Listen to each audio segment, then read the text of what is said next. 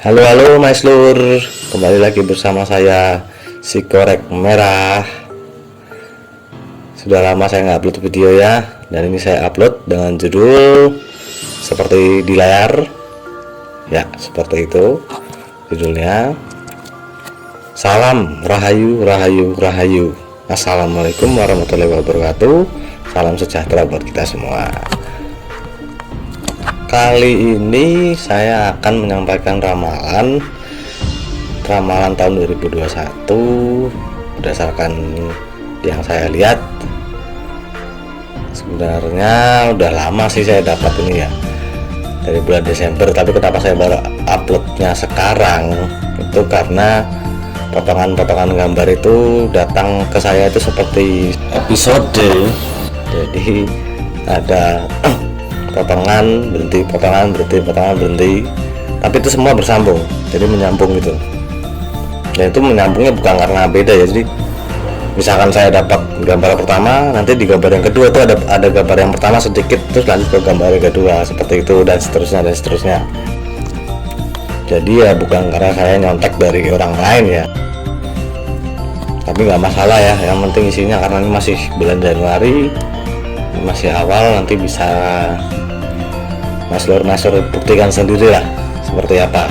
Oke, saya akan mulai itu dari ada beberapa bidang yang akan saya bahas, itu alam, politik, ekonomi, dan juga tentunya Satrio Piningit. Ini saya kenapa kok tiba-tiba saya berjalan ke sana ya, jalan-jalan lagi ya, balik pulang. Oke, lanjut ya. Tapi sebelumnya saya sampaikan dulu, ramalan itu bisa salah. Tidak ada yang namanya ramalan itu 100% benar. Bahkan bisa dibikin 100% salah jika Tuhan menghendaki. Ya, jadi itu cuma gambaran contekan seperti itu, tapi bukan contekan sih, kisi-kisi lebih tepatnya. Nah, kayak kisi-kisi, tapi itu bisa disalahkan semua, tergantung apa yang Tuhan mau. Kan seperti itu, karena semuanya kehendaknya Dia, bukan kehendak kita hanya manusia biasa. Mau orang itu berkemampuan seperti apa, tetap aja kita ini cuma manusia biasa. Jadi semua bisa, ramalan tuh model kayak gimana pun, akurat tingginya seperti apapun, berapa persen, 99,999% pun bisa salah. Banyaknya ramalan bisa salah semua, itu semua kembali kepadanya. Oke, tapi intinya kita tetap harus waspada. Oke, lanjut ya. Saya mulai dari alam dulu. Alam untuk tahun ini 2021 itu cukup bergejolak dengan skala kecil sampai menengah. Tapi skala kecil ataupun menengah tidak bisa dianggap enteng. Kecil dalam artian misalnya ada tsunami atau bencana-bencana alam, tanah longsor atau gempa bumi, ya bukan berarti tidak ada korban jiwa ya. Bisa jadi ada korban jiwa, tapi skala kecil dalam artian beberapa bagian kota kecil-kecil gitu loh. Jadi nggak seperti tsunami Aceh dulu itu tahun 2004 ya, itu kan besar sekali ya. Nggak sampai seperti itu sih sebenarnya, cuma tetap ada gitu, dan itu resikonya juga skala kecil menengah, kemungkinan tetap ada kemungkinan korban jiwa. Ya kita tetap beribadah, tetap berserah kepadanya ya. Saya bukan menakut-nakutin loh, tapi itu berdasarkan apa yang saya lihat, dan mudah-mudahan ya jangan terjadi. Yang penting tetap waspada, ini alam sungguh kurang bersahabat. Oke, lanjut ya, kita ke ekonomi dulu. Di ekonomi ini Indonesia ya, terutama Indonesia itu ada chance atau kesempatan, ada chance, tapi saya tidak melihat ekonomi kita, jadi secara besar Indonesia masyarakatnya itu bisa kembali seperti sebelum masa pandemi. Saya belum lihat seperti itu. Sebelum masa pandemi itu kan beda dengan sekarang kan, pastinya belum bisa ekonominya seperti sebelum pandemi, tapi ada chance atau kesempatan untuk mulai bangkit kembali. Ya, mudah-mudahan kesempatan itu bisa dijadikan peluang-peluang baru gitu ya, kesempatan bersama dia, bukan, atau peluang menjadi lebih baik itu dari sisi ekonomi. Saya belum bisa melihat seperti masa sebelum pandemi memang, cuma daripada kita kayak tahun kemarin 2020 itu benar-benar kayak drop banget, itu parah sih. Tapi mudah-mudahan di tahun 2021 ini ada kemajuan seperti itu.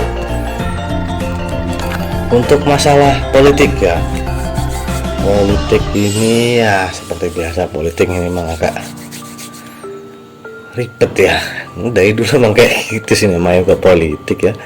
Pejabat diganti, mungkin ada kemungkinan pergantian pejabat, kasusnya mungkin korupsi ya, nggak jauh-jauh dari situ lah, namanya politik pasti nggak jauh-jauh dari situ. Terus untuk kepemimpinan atau presiden itu di beberapa kota secara masif ya, ada gerakan-gerakan secara masif di beberapa kota dan daerah itu, demo-demo untuk ya semacam menurunkan presiden seperti itu, kira-kira seperti itu banyak di beberapa kota dan beberapa daerah. Tapi presiden tetap nggak bisa turun, nggak mungkin turun juga, karena ya masih kuat ya posisinya, nggak mungkin langsung turun. Demo juga tidak rusuh banget gitu ya, mungkin ada kerusuhan sedikit sekali, tapi perusakan itu nggak seperti tahun-tahun sebelumnya sampai banyak fasilitas yang hancur. Itu kayaknya ya ada tapi nggak banyak, seperti itulah kira-kira. Tapi untuk presiden atau kepemimpinan tuh nggak lengser atau tetap bertahan seperti itu dari sisi politik. Nah, ini yang saya mau bahas di bagian penting, yaitu adalah Satrio Piningit. Satrio Piningit bagaimana nih? Semua yang saya sebutkan tadi, alam, politik, ekonomi, itu berhubungan semuanya dengan kemunculan Satrio Piningit. Seorang Satrio Piningit belum terlihat dikenal oleh banyak orang secara nyata mata gitu loh, mata kita langsung melihat. Bahkan sepanjang 2021 ini gak dikenal oleh banyak orang gitu loh. Dan para satria itu sedikit sekali, bahkan hitungan jari lah yang sadar bahwa SP sekarang ini kesaktiannya belum penuh gitu loh. Soekarno dulu kan kita tahu dia tuh sakti lah ibaratnya, tapi kan nggak langsung sakti kan. Sama sebenarnya kayak gitu juga, kayak sepertinya saya melihat kemiripan di antara itu gitu loh. Jadi belum terlihat secara nyata tuh, belum terlihat gitu. Sangat disayangkan sih. SP itu dikenal masyarakat jadi tersendat karena para satrianya juga semua menunggu, gak langsung gas berangkat gas, itu kurang terlihat dari para satrianya juga. Jadi ya sudah, mau gimana lagi gitu loh. Ya itulah ya, sepanjang 2021 lah itu. Tapi kalau saya pribadi sangat benar ingin sekali SP itu segera muncul, segera terlihat oleh banyak orang, banyak dikenal masyarakat, banyak diketahui oleh banyak orang, bahkan mungkin sampai ke luar negeri. Lah tapi mas, kalau SP keluar berarti kan kekacauannya benar-benar besar kan, hampir total lah kira-kira. Tapi menurut saya lebih baik SP memang harusnya muncul keluar gitu loh. Nggak apa-apa banyak kekacauan besar tuh, malah menurut saya nggak apa-apa, tapi terjadi sekali dia muncul, dia dilihat banyak orang, dia dikenal banyak orang, itu malah nggak masalah daripada seperti ini kita menderita, sulit untuk berkembang, tapi terus-terusan seperti membunuh kita secara pelan-pelan gitu.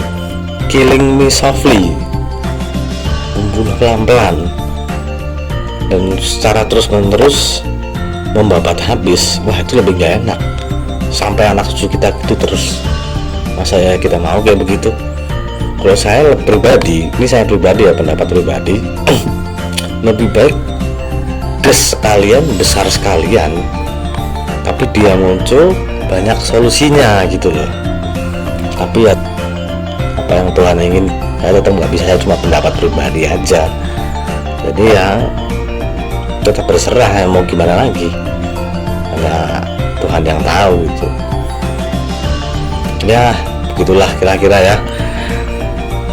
Dan saya tekankan sekali lagi, ramalan itu yang bisa salah, tidak ada yang bisa benar semua, bahkan semuanya bisa disalahkan, bahkan karena hanya Tuhan yang tahu. Saya yakin nggak cuma saya, banyak panjenengan Mas Lur bisa membandingkan ramalan saya dengan yang lain, silahkan.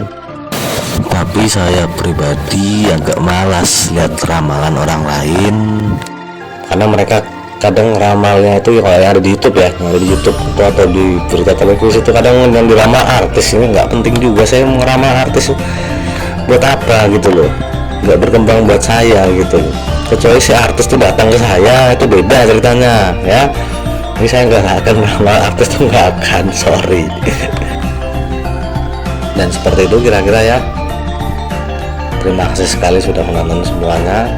Coba ditonton semuanya full, jangan sepotong-sepotong karena sulit kalau kita cuma motong, lihat dipotong, di skip, aduh. Dan saya pamit. Wassalamualaikum warahmatullahi wabarakatuh. Salam sejahtera buat kita semua. Rahayu, rahayu, rahayu. Si korek merah.